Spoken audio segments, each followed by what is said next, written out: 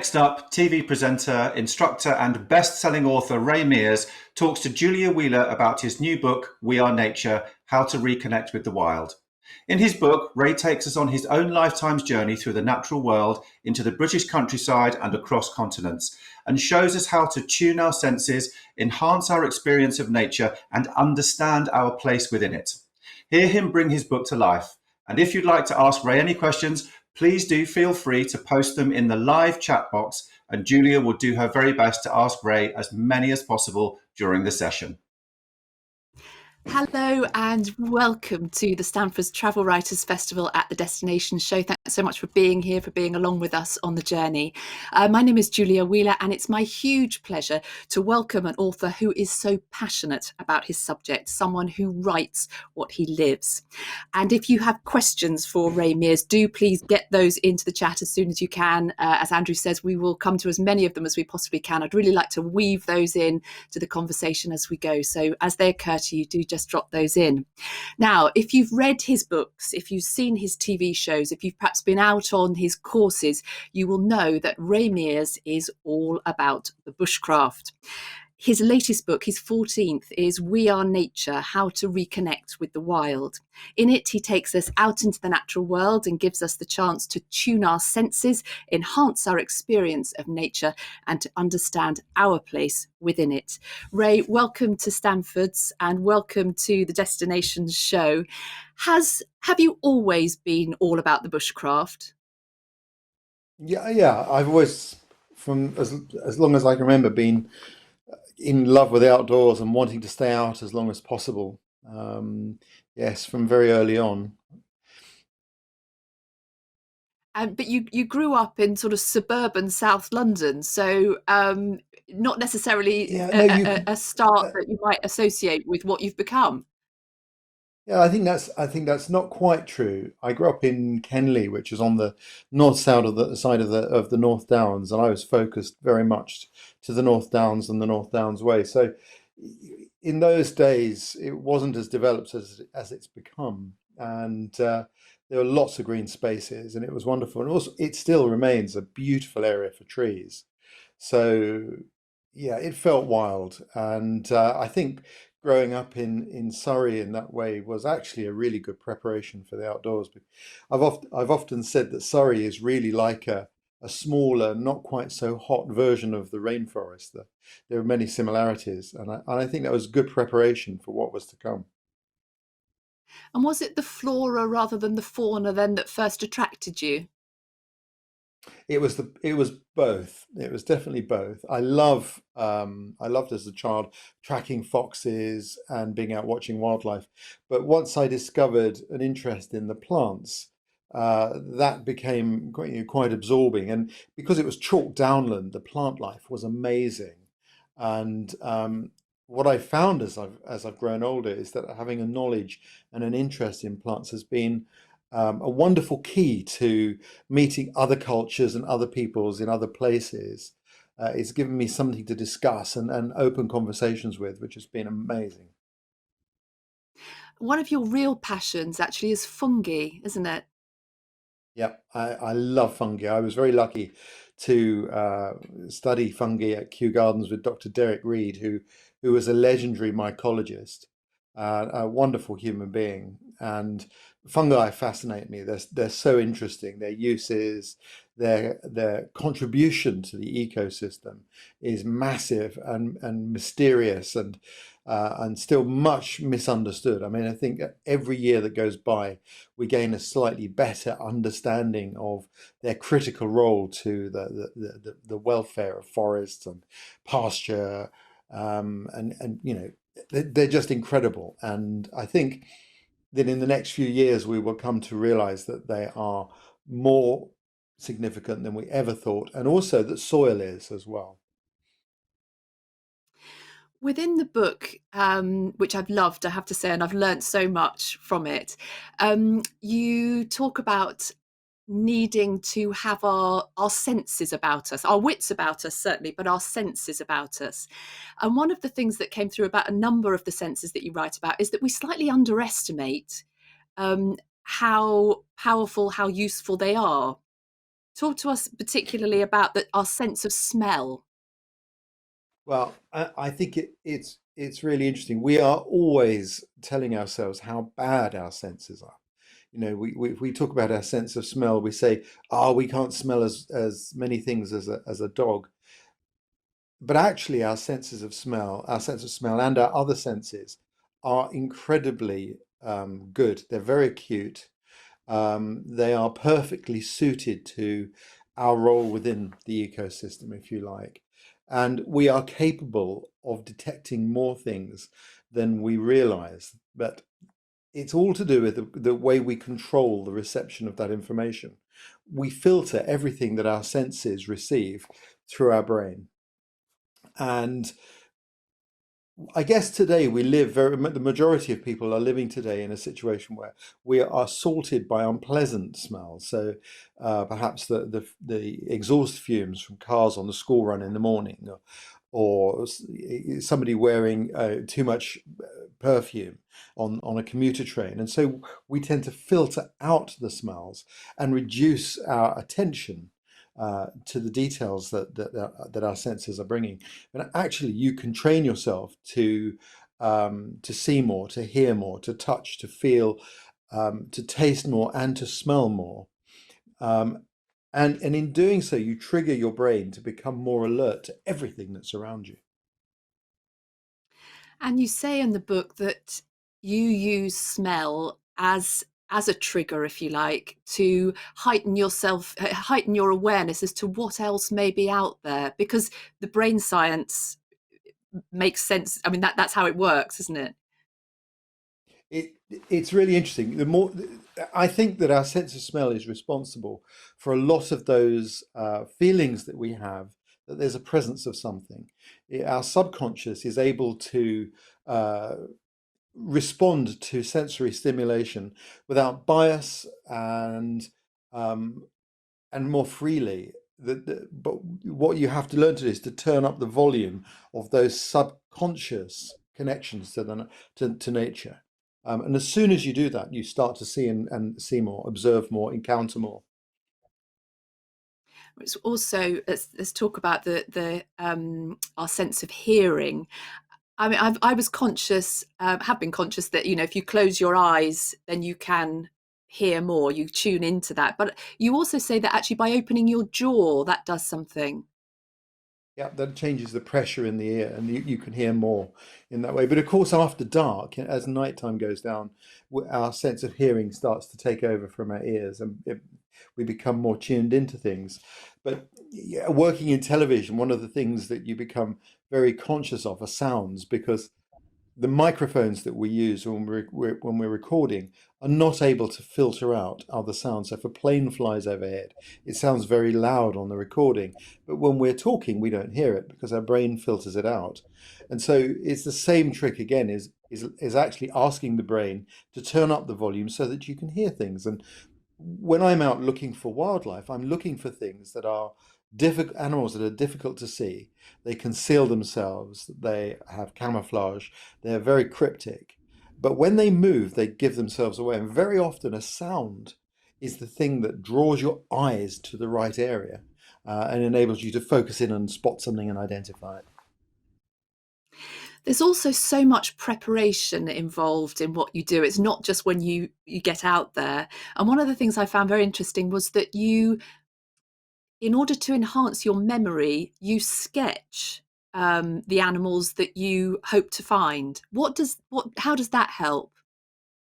So particularly over the last 10 years, I've been making wildlife documentaries with ITV, where we've been going in search of some pretty specialized animals, very often animals I haven't seen before. So to prepare myself, what I'll do is I'll gather together the best field guides, and I will study and study and study the animal from the field guides, and then start to make just a simple sketch. So listen, I'm no artist, and it's not about artistic skill. It's about drawing the things that you are likely to see. So I'm preparing a search pattern for my mind, because if I have an encounter with that animal, it may be only a fleeting glimpse, and I'll need to make an accurate diagnosis of what I've seen from very little information. So the more I can pre-program myself with, the better. And very much for that reason, I prefer field guides to digital media, because when you have a field guide, you flick through the pages, you bump into other things that you may see in the future, and so you're helping to prepare yourself to see them. It does seem to me that there's quite a lot that you do, your experience, your wisdom. It's very low tech. When you go out tracking, I mean, what what would you typically have now that you may not have had 30 years ago? Or actually, what you started with 30 years ago, is that actually the most important piece of equipment? And most of that's up here. Yeah, no, there's nothing new. In fact, the secret is trying to reduce the amount of equipment you carry with you. The less you have, the less encumbered you are, the freer you are. Um, Technology has improved. I think today we can wear lightweight footwear, which has good grip and is fast drying. There have been some revolutionary changes in that way, but as little as possible. The lighter you are, the less encumbered you are, the freer your mind is, and the greater your endurance. And very often, if you can't find something, you can outweight it. So endurance is also really important. You mentioned TV. I want to take you to China in 2019 with ITV. Um, Tell us about your tracking of the snow leopard. An amazing opportunity, a lifetime, once in a lifetime opportunity, in a part of China called Anxai. Often people refer to it as the Valley of the Cats. And this will be China's very first national park, um, which is an interesting thought. I mean, it made me realize that national parks are a relatively new phenomenon. And I'm very excited about that. And we're at 4,500, between 4,500 and 4,800 meters, with all the difficulties that brings. Um, and yes, we're looking for one of the most elusive animals on the planet. And as I would discover, with perhaps the best camouflage of any animal I've ever seen. And I had 1.5 days to search for snow leopards, and with a good local expert, we went tracking for half a day, and we found tracks. And then he wasn't a tracker, so it was nice to work with him, and he found that interesting, as I found working with him. And then that evening we discussed, well, we know where the leopards are moving. Where do you think we should go next? And so we move a valley or two on in the hope that we will be in the right place. And we were lucky, and we managed to see two snow leopards, which was just incredible. And I have to tell you, as soon as they stop moving, if you take your eye off of them, they vanish, but they just simply become a rock on the mountainside. A day and a half to track one of the most elusive animals in the world. I mean, how often when you go out on those TV journeys, do you not find the quarry that you or your director or your producer hopes that you will find? Julia, that's a very good question. So we have been making these programs for ITV, and we have basically 2 or 2.5 days to make each half-hour program. And we've only missed one animal, which was the blue whale. And there were reasons we didn't manage to see it, but it's quite possible that we could go and see nothing. Nothing is set up, nothing is easy. It's all done for real. And we are depending 100% on a high degree of fieldcraft in the team. And it is a team effort. It's a very small team, but we're keeping our wits about us, our eyes open, and we're working very long hours. And there have been a number of occasions I've come back to the accommodation, fallen asleep in my clothes on the bed, and got up the next day still dressed. And we throw our heart and soul into it, but we all love the challenge of trying to find those animals, and in some ways that's what makes it special. Let's stick with leopards for the moment, because within the book you talk about what we can learn from particular animals. And you say that in terms of our own tracking, what we can learn from a leopard is its stealth. Mm. They're amazing. I've done a lot of leopard tracking, so I feel a very strong affinity with leopards. When you track an animal, it's not about just finding its footprint. It's about getting to understand the spirit and the personality of the animal that you're following. And each leopard is slightly different, and they interact with each other in a very careful way to minimize conflict. And it's wonderful to follow them through the landscape. You know, leopards will keep to gullies and places where they are obscured from vision, and you can very quickly pick up the difference between a dominant male in an area who's more confidently moving around and a younger male who's skulking carefully through a larger leopard's territory. You can actually pick that up in the way they're moving through the landscape. And when you actually, manage to get eyes on, which is a real achievement with a leopard, it's brilliant. I mean, my passion for leopards is also partly on their personality. I mean, they're not the top dog in the landscape. I mean, a lion will happily kill a leopard or sneak up on one. Um, but the leopard is very, very brave. He doesn't want to be pushed around, and I've huge respect for it. It's just the most incredible animal. We've got some questions starting to come in, Ray. Chardonnay asks, you mentioned your love of foxes as a child. How can we encourage more love for these beautiful creatures? Here in suburban Kent, we have urban foxes, which unfortunately some of our neighbours hate. How can we educate such people? That's a really good question, and for me, I think in many ways the book starts with an experience I had in Idaho when I was filming with wolves. And wolves in Idaho were reintroduced. 35 wolves were reintroduced in the mid-90s, and by the time I was there, the numbers had increased to 800, and they were about to lose their protection under law so that the numbers could be controlled. And I have no issue with that. I believe there does have to be a balance maintained.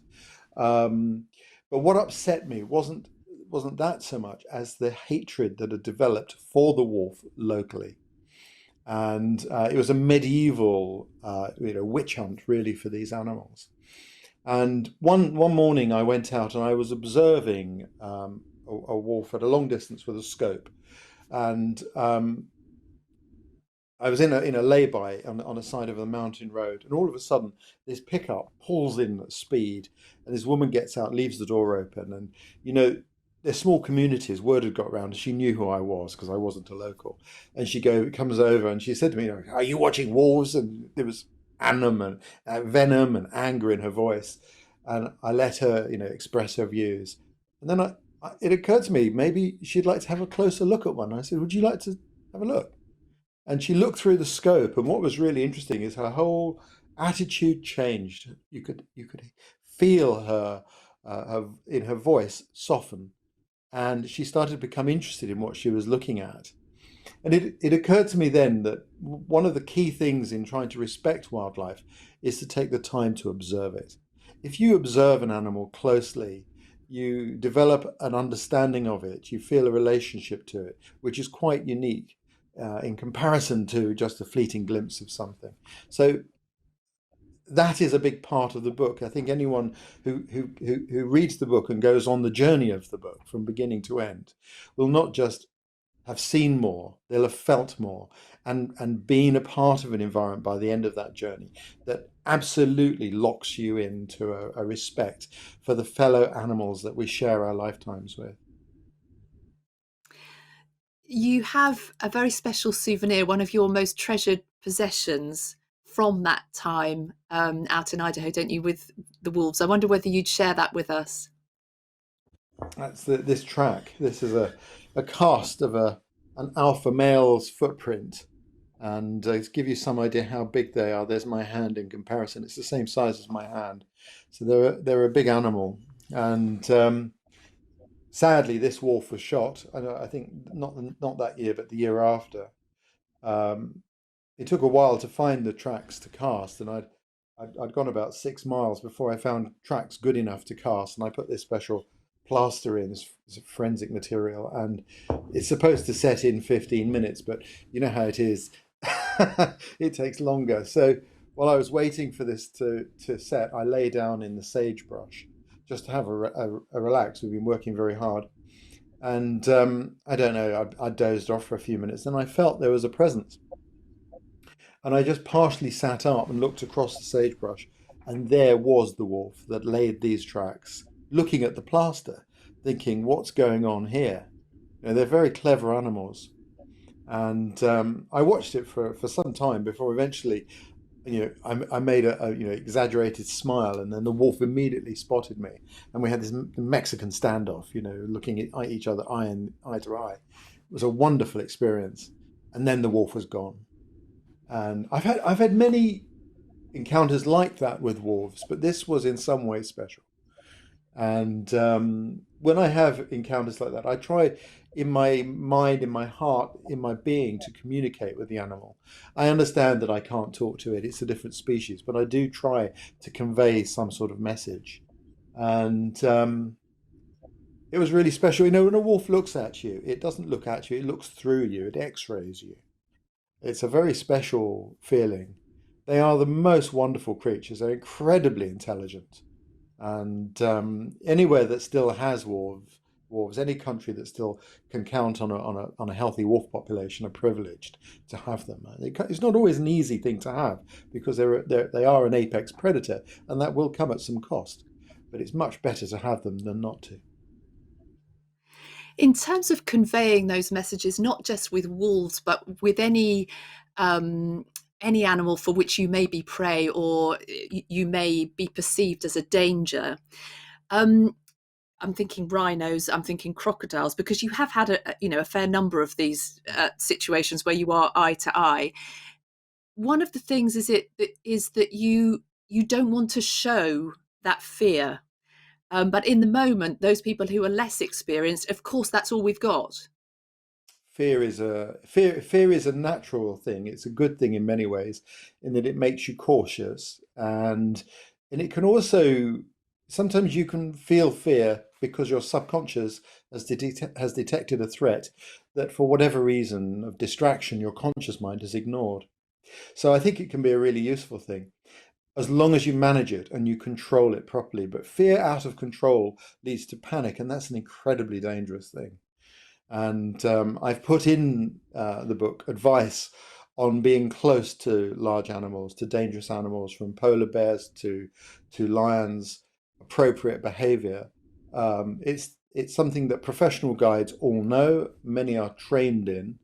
But despite training, training's only as good as the person who's employing it. You have to learn to be calm in these situations and to see beyond the threat.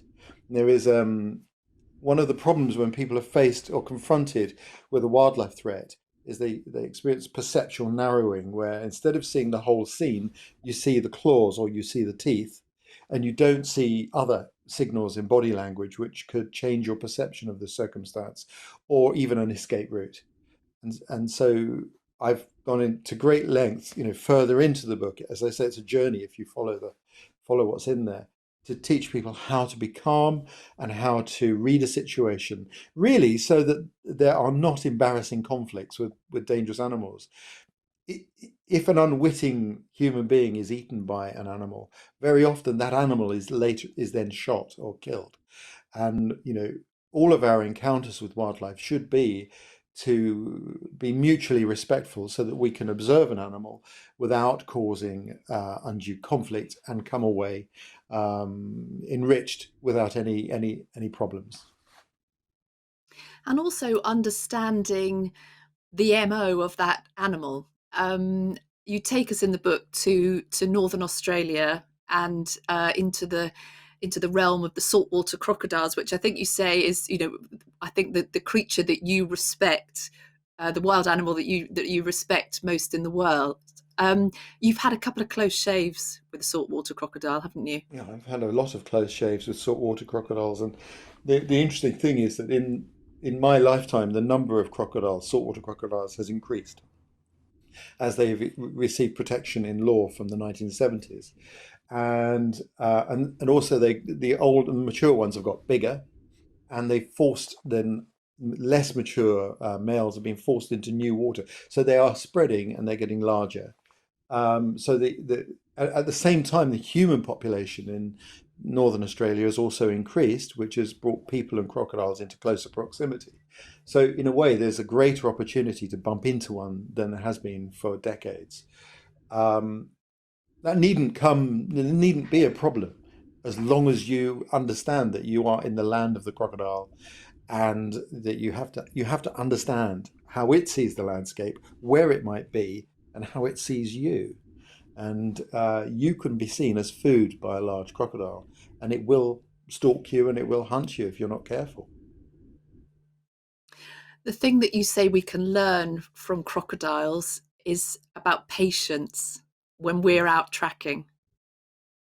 They're amazing. Having said, that they're a threat, I love being in crocodile country because you have this opportunity to observe the master of stealth at work. A crocodile has 250 million years of evolution on its side, and it specializes in keeping still and blending into the landscape so that it fools everything. If you sit still long enough, wildlife forgets you're there, and the crocodile knows this. And it's almost like it's playing a sort of a Jedi mind trick on you. It's saying, "Forget I'm here. I'm not here." And that's the danger of a crocodile is you could not realize they're there. Lots of questions coming in. Peter says, where would your favourite places be in the UK to truly connect with the wild? Oh, I couldn't possibly answer that. Otherwise, everyone would go there. But I think each of us should find somewhere that we can go to regularly throughout a year.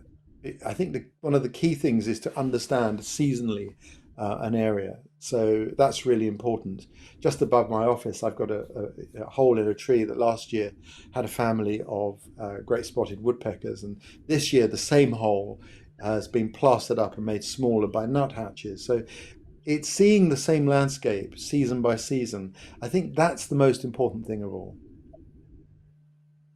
And connected, Tatiana says, can you recommend the best way to re-engage children and teenagers with nature following lockdown and too much screen time? I can understand that. Yes, I mean, you just need to go out and be in it. But the best way for children is for the adults to just do it. Go out and connect yourself and take them with you to the point where they start to ask the question, why are you doing that? Why do you come here? I think don't try and force anything on a child. Just make it the normality of life. And just to go out and you start by, just going out for a picnic and sitting beside a hedge somewhere and not rushing, having enough time to really relax. And also use that setting to have time out from a normal family relationship to get to know children better. It's a wonderful opportunity to ask them about the things that interest them. So that there is a sense that being in wild places is stimulating because it is stimulating, but also because there's this freedom of communication that is outside of the norm. We've talked a lot about creatures on land, or I guess the crocodile on land and in water. Let's talk about the octopus now, because you say in the book that you had a masterclass in camouflage from an octopus. It's the most amazing thing. They are so clever, and if I'm a keen diver, and the one thing I always try to search for on a reef is an octopus. If you can find an octopus, stay with it and watch what it's doing. I think very often there's a tendency to fin on past things, but the octopus is just incredible. It can change not only the color of its skin and partially to immediately adapt to the coloring of the landscape it finds itself in, but it can even change the shape of its skin surface. It has special muscles that enable it to create horn protuberances in its skin. But it goes beyond that. An octopus will also hold on to something as camouflage. It might get hold of some seaweed and change its shape to mimic something else that you see on the reef. And I've sometimes even seen them virtually tiptoeing on tentacles between coral heads, holding shells and things, pretending I'm not an octopus. I mean, they are just incredible. They're incredibly charismatic creatures to watch. And there's this wonderful film that's just come out during lockdown about somebody developing a close relationship with one octopus, and I can completely relate to that. They are the most incredible creatures. And of course, it's another one of those situations where you're with a very alien organism to us, and yet it's sentient and it's intelligent, and you sense that, and it teaches you to respect other wild things. I love the idea of the octopus sort of walking, nothing to see here, nothing to see here, move along. And that's kind of what you're wanting to happen when you're out there tracking, or when you're um in place waiting for wildlife to come your way. You've got the perfect shirt on for it today, clearly. I think, as I say, you live what you believe. Let's talk camouflage, though, because it's not only about color, is it? It's also about your place within the landscape. Yeah, that's really important. Um, Choosing where to put yourself in a landscape is critical. And it's very simple. I think a lot of people reach for a camouflage tent to hide, to observe wildlife, and actually you just need to reach for the right shadow. But it's about reading the landscape as the animal you want to observe might read it. So there will be places where it might sense a threat from humans. For example, in the British countryside, it could be a stile or a gate where people are seen often. So that would be a bad place to sit. There'd equally be places where it's very unused to seeing people. That's what you need to identify, somewhere where there's a shadow that you can just sit quietly in, where the animal is unlikely to look for you. But of course, we also have to pay regard to the fact that animals often um, measure their landscape by scent as well as by sight. We think with our eyes, whereas most animals are using their sense of smell. So you have to have the wind coming towards you. So there's a lot to know, and I've explained in the book how I look at a landscape and break it down into potential sites, good spots, bad spots, places where an animal feels threatened, obviously another place to avoid, so that you can identify these places. And just sitting in the right place, wildlife comes to you, and that's the real trick. You also talk about arriving early and leaving late. Yeah, I mean, as I said earlier, you can outweight things, and it's really important always to have warm clothing with you, even on safari.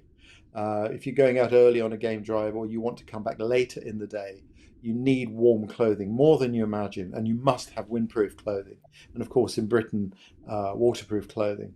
Um, that makes all the difference. If you're uncomfortable or you're fidgety because you're cold, you massively reduce your opportunity to observe wildlife. So always have a warm hat, a head over, some gloves, and a big coat with you. Um, and aim to go. So if you see an animal at 5 p.m., the chances are you'll see it in the same place at the same time the next day. So get there at 3:30 and be settled in. So that not just that you've calmed down, but any disturbance you make as you arrive with the other wildlife has also settled down, and be there at the right moment. So yes, arrive early, stay late. If you're going out on a game drive on a safari, you want to try to go out so you're the first vehicle out in the morning and the last one back in the evening. You might miss the buffet, or get the remainders, but you'll have seen more wildlife, and isn't that what it's all about? Absolutely. More questions. Peter goes back to the snow leopards. Would they not be better called rock leopards? After all, they're not completely white and a better camouflage when there are a few rocks around. But is it better PR when they're called snow leopards? I think that's a really good question, and yes, or best maybe still rock tigers, because they are more genetically related to tigers than they are to leopards. And interestingly, in that part of China, there are also common leopards. One of the first things I discovered when I got there was just we were living with yak herders. I went for a little walk around the yak herder's hut, and I found the track of a common leopard just there, and they'd never seen it. But I've heard since that they have seen that leopard there. Um, yeah, it's a good question. Yeah, I don't know. It is very snowy, and at the altitude that they're at, I think it's snowy for quite a lot of the year. So yeah, maybe snow. Snow tigers. I rather like that. Yeah, a rock tiger. Yeah. When you go and stay or live with people in different countries, are you still picking up? Are you still learning, I guess? Are there still things that people in different parts of the world do that you think, yeah, actually that is something I've not thought of or that I can employ somewhere else? All the time. That's the joy. That's the joy. You never stop learning. And the day I stop learning will be the day I die. And I think that for me, that's the journey. It's the journey of knowledge acquisition that is what keeps me going. There is no destination. Yeah, the ultimate destination in any human life is to pass into the next world. So you must enjoy the journey and make the most of it. And I get frustrated when I don't have opportunities to learn new things. And I love working with other cultures. And sometimes I ask obvious, I don't just take something for granted. If someone is doing something really well, I want to know how they do it. I don't accept that they'll do it on my behalf. I want to be able to do it too. And I'll ask them, how do you know this? And sometimes they get irritated by it, but eventually they come to a point of understanding that actually I'm really interested. And what I've discovered is that very often indigenous populations are frustrated with normal tourists because they feign interest. I remember a bushman saying to me, "Oh yeah, but tourists come here in the morning. They say they're going to stay for 2 days. 2 hours later, they're too hot and they go back. They leave, and we never see them again. And they get irritated by that. And when you actually do take the time to spend time with people, and you may have to suffer a little bit, they love it." Mm, mm.